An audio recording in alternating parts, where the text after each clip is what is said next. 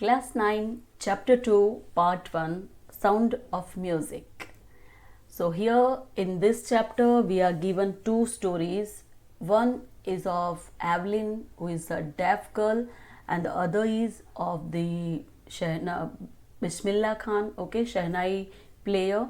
So, let us start with the first part today. Evelyn Glennie listens to sound without hearing it. यानी कि Evelyn Glenny जिसका नाम है वो किसी भी आवाज़ को सुने बिना ही उसको सुन सकती है. It is amazing, right? तो the author has says that God may have taken her hearing. शायद भगवान ने उसकी सुनने की क्षमता ले ली है, but he has given her back something extraordinary. पर उसके बदले में भगवान ने उसे कुछ ऐसा असामान्य दिया हुआ है. What we hear she feels. हम जो सुनते हैं उसको वो महसूस करती है. एंड वो भी किसे? Far more deeply than any one of us. हमारे किसी से भी बहुत ज़्यादा अच्छी तरह से उसको फील कर सकती है. And that is why she expresses music so beautifully. और इसी वजह से वो म्यूज़िक को इतना अच्छे से एक्सप्रेस कर पाती है. तो ये पैरा जो है बाद में आएगा लास्ट में. I will remind you. So let us start the first paragraph. Rush hour crowds jostle for position on the underground train platform. यानी कि रश आवर यानी कि उस टाइम जिस टाइम पे बहुत ज़्यादा लोग प्लेटफॉर्म पर दिखते हैं. क्योंकि अगर ऑफिस का टाइमिंग अवर होता है कि 10:30 बजे का, तो मे बी कि उसके 2 घंटे पहले पहले रश आवर होता है. और सेम वे में after the office gets over, so 5 to 7 is also rush hour. So उस टाइम पे अंडरग्राउंड ट्रेन प्लेटफॉर्म पे बहुत रश था, क्राउड था. और लोग जो है अपनी पोजीशन लेने के लिए एक दूसरे को जोशल यानी पुशिंग, रफली धक्का मुक्की करके अपनी पोजीशन लेने की कोशिश कर रहे थे. उस टाइम पे अ स्लाइट गर्ल, स्लाइट यानी स्मॉल एंड थिन, ओके, एक छोटी सी दुबली पतली सी लड़की, लुकिंग यंगर देन हर 17 ईयर्स. थी तो 17 साल की, ठीक है, पर वो 17 साल की नहीं लग रही थी, वो बहुत छोटी लग रही थी क्योंकि she was very thin and small. She was nervous yet excited. वो नर्वस भी थी थोड़ी, ओके, उलझी हुई थी, थोड़ी मुंझी हुई थी, but she was excited as well. As she felt the vibrations of the approaching train. Approach means to come closer. So as the train came closer, so she just felt.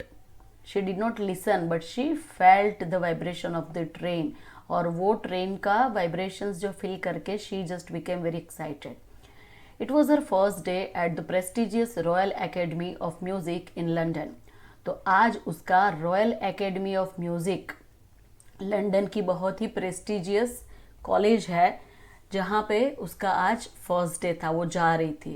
And daunting enough for any teenager fresh from a Scottish farm. तो बहुत ही बाकी जो Scottish students जो थे उसके comparison में everyone was fresher, but she was more daunting, means she was more frightening, डरी हुई सी, सहमी सी थी. But this aspiring musician, aspiring यानी एम्बिशियस, बट ये म्यूजिशियन जिसकी महत्वाकांक्षा बहुत बड़ी थी, faced a bigger challenge than most. बाकी सारे लोग जो नॉर्मल थे उससे भी कई गुना ज़्यादा चैलेंजेस को एक्सेप्ट किया, कई गुना बड़ी चैलेंजेस को भी एक्सेप्ट किया. She was profoundly deaf. That means she was completely deaf. Now the second paragraph. Evelyn Glennie's loss of hearing had been gradual. Gradual means slowly. तो एवलिन ग्लेनी जो है एकदम अचानक से डेफ नहीं हो गई है, धीरे धीरे उसकी डेफनेस जो है वो आई थी. Her mother remembers noticing something was wrong when the 8-year-old Evelyn was waiting to play the piano. जब एवलिन 8 years की थी उस टाइम पे वो पियानो बजाने के लिए राह देख रही थी उसकी मदर की. एंड हर मदर रिमेंबर्स, उसको अभी भी याद है ये चीज़ कि समथिंग वॉज रॉन्ग. उसने नोटिस किया ऐसा कि कुछ तो गलत है. Why did she think so? Because they called her name. उन्होंने एवलिन का नाम पुकारा. And she didn't move. और वो वहाँ से हिली भी नहीं. तो मतलब कि उसको सुनाई नहीं दिया है. तो I suddenly realised she hadn't heard, says Isabel Glennie. तो इजाबेल ग्लेनी यानी एवलिन की मदर बोलती है कि उस टाइम पे आई रियलाइज्ड, मैं समझ गई कि शी हैडंट हर्ड, उसने सुना नहीं है। For quite a while Evelyn manage to conceal her growing deafness from friends and teachers. तो कुछ टाइम के लिए तो एवलिन जो है वो अपनी कंसील यानी टू हाइड, छिपाना, अपनी बढ़ती हुई ये जो डेफनेस है उससे अपने फ्रेंड्स को या टीचर्स को किसी को भी पता नहीं चलने दिया। She concealed it, she manage to conceal, but by the time she was 11 her marks had deteriorated. But 8 years से लेके 11 ईयर्स तक she manage to conceal all the things, but when she just grew to 11 years old her marks means उसका result जो है पढ़ने में उसके अच्छे नंबर्स नहीं आ रहे थे। It was deteriorating, deteriorating means to become very worst, okay, तो बहुत कम होते जा रहे थे। And her headmistress urged her parents to take her to a specialist. तो उनकी हेड मिस्ट्रेस जो थी तो उन्होंने कहा कि भाई आप उसको कोई स्पेशलिस्ट के पास लेके जाओ, डॉक्टर के पास, ईएनटी सर्जन के पास, और उसको चेक करवाओ। इट वॉज देन डिस्कवर्ड, जब उसको स्पेशलिस्ट के पास लेके जाया गया उस टाइम पे ये पता चला that her hearing was severely impaired. Impaired means weekend, यानी कि उसकी सुनने की क्षमता जो है वो काफ़ी हद तक कमज़ोर हो गई है as a result of gradual nerve damage, और उसकी वजह से नर्व डैमेज भी हो चुकी है। They were advised that she should be fitted with hearing aids and sent to a school for the deaf. तो उन्होंने उनको एडवाइस दी कि उनको कहाँ भेजना चाहिए, कि जो डेफ बच्चे हैं उनकी स्कूल में भेजना चाहिए, और उसको हियरिंग एड्स आपको यानी कि वो मशीन आता है वो फिट करके देना चाहिए, कान में लगा देना चाहिए ताकि वो अच्छे से सुन पाए। Everything suddenly looked back, says Evelyn. Evelyn कहती है कि सब कुछ जैसे कि अचानक पीछे मैंने फ्लैशबैक में जाकर के ये सब देखा। But Evelyn was not going to give up. पर एवलिन ऐसे लोगों में से नहीं है जो हिम्मत हार जाए। She will never give up. She was determined to lead a normal life and pursue her interest in music. Pursue means follow. तो she had decided that I will lead a normal life, okay, and I will just follow the field of my interest, that is music. One day she noticed a girl playing a xylophone. Now what is xylophone? Here you can see in this figure. This is a xylophone, which is a kind of musical instrument with a row of wooden bars of different lengths. See, this is the lengthiest and this is the shortest bar, wooden bar. So one day she just noticed one girl playing a xylophone and decided that she wanted to play it too. और उसने तय कर लिया कि मुझे भी ये instrument बजाना है। Most of the teachers discouraged her. तो उसकी रॉयल एकेडमी में भी सारे टीचर्स ने उसको डिस्करेज किया कि भाई तू नहीं बजा सकती ये वो। But percussionist Ron Forbes spotted her potential. But Ron Forbes करके एक तबलची था। Percussionist means the person who plays the drum, tabla etcetera. तो ऐसे म्यूजिकल इंस्ट्रूमेंट प्ले करने वाला एक पर्सन था जिसका नाम था रॉन फॉब्स। उसने उसकी ये जो कला थी, उसकी जो टैलेंट थी उसको पहचान लिया। Spotted the potential. He began by tuning 2 large drums to different notes. उसने क्या किया, 2 बड़े से ड्रम्स जो थे उसको अलग अलग नोट्स के ऊपर बजाना और फिर उसको दोनों को एक दूसरे के साथ ट्यून करना, मिक्स करना, वो जो शुरू किया। और फिर उसको कहता है कि don't listen through your ears, he would say. उसने कहा एवलिन को कि तुम इसको अपने कानों से नहीं सुनोगी। Try to sense it some other way, उसको किसी अलग रीति से सुनने की कोशिश करो। Says Evelyn, suddenly I realised I could feel the higher drum from the waist up and the lower one from the waist down. तो एवलिन कहती है उसके बाद कि अचानक मुझे ये समझ में आया, जब मैंने ऐसी कोशिश की तो मुझे ये समझ में आया कि I could feel the higher drum from the waist up. ऊपर रखा गया ड्रम जो है वो मैं मेरे वेस्ट यानी कमर के ऊपर के हिस्से में महसूस कर रही हूँ। And the lower one from the waist down, और नीचे रखा गया ड्रम है उसके जो वेव्स है, वाइब्रेशंस है, उसको मैं वेस्ट के नीचे के हिस्से से मैं महसूस कर रही हूँ. Forbes repeated the exercise. तो ये जो परक्यूशनिस्ट था रॉन फोर्ब्स, उसने ये एक्सरसाइज जो है वो रिपीट की बार बार. And soon Evelyn discovered that she could sense certain notes in different parts of her body. और एवलिन को समझ में आ गया बार बार प्रैक्टिस करने से कि भाई कुछ धुन जो है, कुछ साउंड जो है वो मैं अपनी बॉडी के कुछ स्पेसिफिक हिस्से से उसको कैच कर सकती हूँ, उसको मैं समझ सकती हूँ, उससे आई कैन सेंस इट.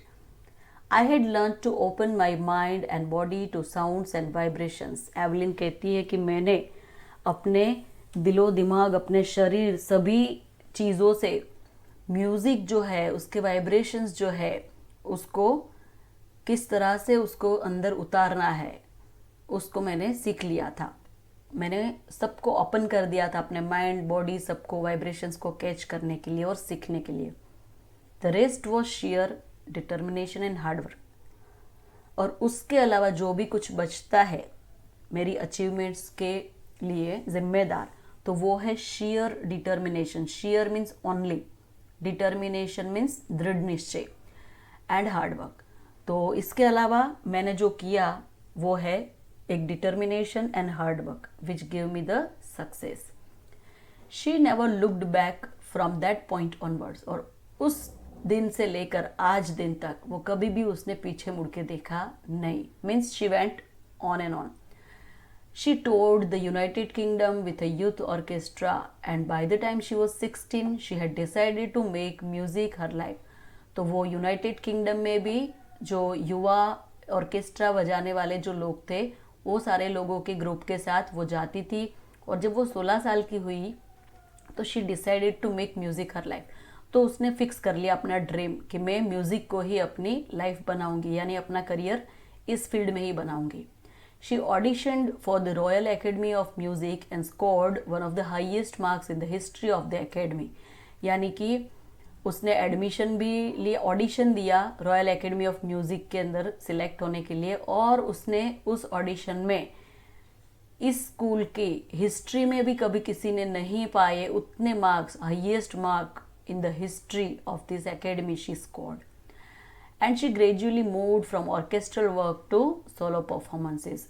शुरुआत में सबके साथ ऑर्केस्ट्रा में वो काम करती थी, ग्रुप में, but now as she has been experienced, she has become too much confidence that she started giving solo performances. Solo means individual. तो वो अब अकेली ही परफॉर्मेंस देती थी. At the end of her 3-year course, उसके 3 साल के कोर्स के एंड होने तक she had captured most of the top awards. उसने ज़्यादातर सभी टॉप लेवल के अवार्ड्स जो थे she had achieved. Captured means achieved. And for all these, Evelyn won't accept any hint of heroic achievement. और इन सब के लिए एवलिन इसका जो भी श्रेय है वो कोई भी हीरोइक अचीवमेंट के लिए वो खुद स्वीकार नहीं करती है. वो कहती है कि if you work hard and know where you are going you will get there. वो कहती है, कॉमनली मैसेज देती है सबको, इंस्पिरेशन देती है कि अगर आप सख्त मेहनत करते हो और आपको पता है कि आपको कहाँ जाना है, यानी आपका गोल डिसाइडेड है, तो यू विल गेट देयर, तो आप ज़रूर वहाँ तक पहुँचोगे. And she got right to the top, the world's most sought after multi percussionist with a mastery of some 1000 instruments and hectic international schedule.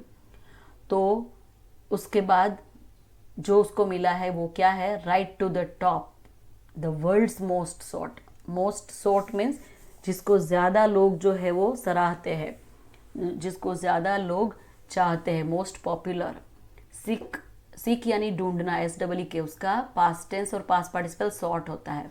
तो किसको ढूंढते हैं? जो सबसे अच्छा होता है उसको. Okay, so she was most popular you can say after multi percussionist with a mastery of some 1000 instruments, यानी कि ऑलमोस्ट सारे इंस्ट्रूमेंट्स में उसकी मास्टरी उसने हासिल कर ली थी.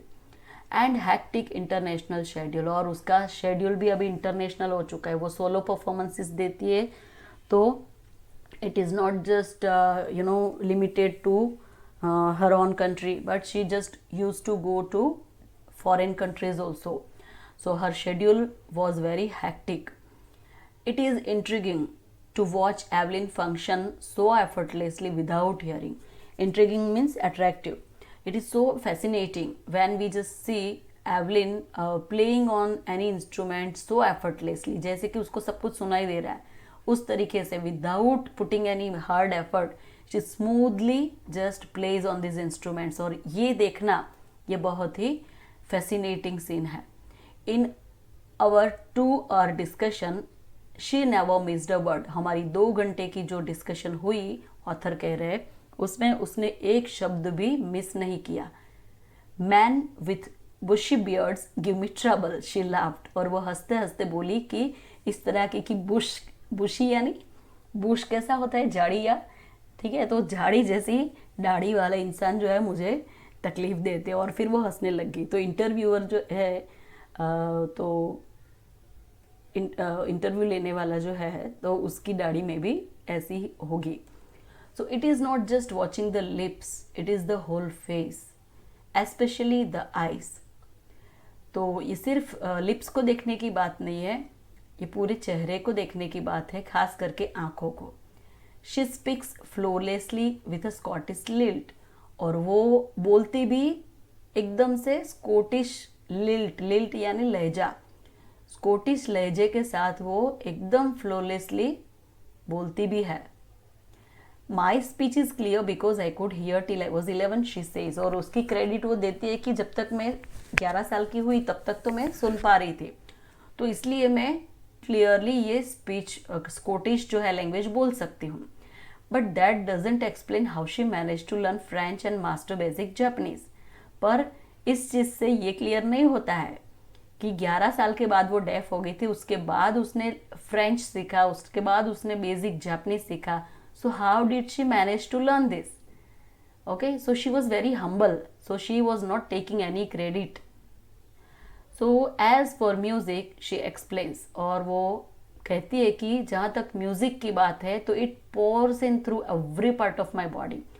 तो मेरे शरीर के एक एक छिद्र जो है उसमें वो टपकता है, it pores in, it टिंगल्स in the skin. और वो मेरी जो चमड़ी है उसमें भी जरा जैसे कि एक चुभता अंदर से जाता है, मुझे सेंसेशन क्रिएट कराता है।